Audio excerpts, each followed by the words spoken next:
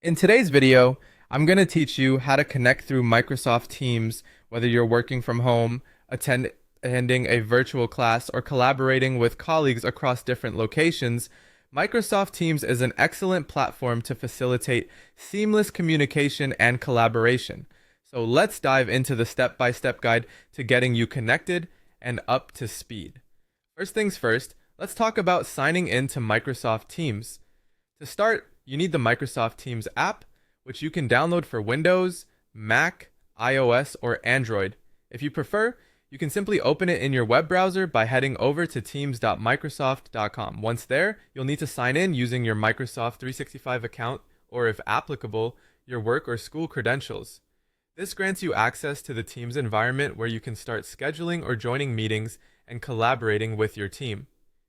Now that you're logged into Teams, how will you join a meeting? There are three main ways to do this. The first method is by using a meeting link. Typically, you'll find this link in an email or a calendar invitation.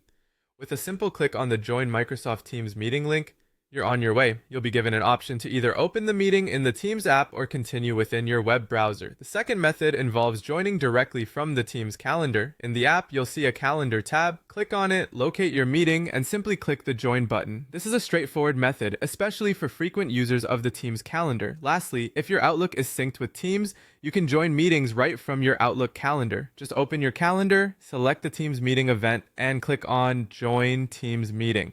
It's a hassle-free way to hop from your emails to meetings without jumping between different apps. Before joining a meeting, it's crucial to adjust your audio and video settings. On the pre-join screen, you'll have options to turn your camera on or off and to mute or unmute your microphone. Make sure you choose your preferred audio devices, whether it's speakers, a headset, or a Bluetooth device, for optimal sound quality. Once you're successfully in the meeting, maximizing your interaction is key.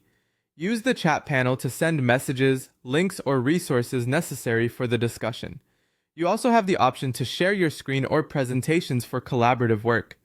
If you want to engage with the discussion without interrupting, the reactions and raise hand features allow for silent participation or to signal you're ready to contribute or ask a question. Finally, when your meeting comes to an end, exiting is as simple as clicking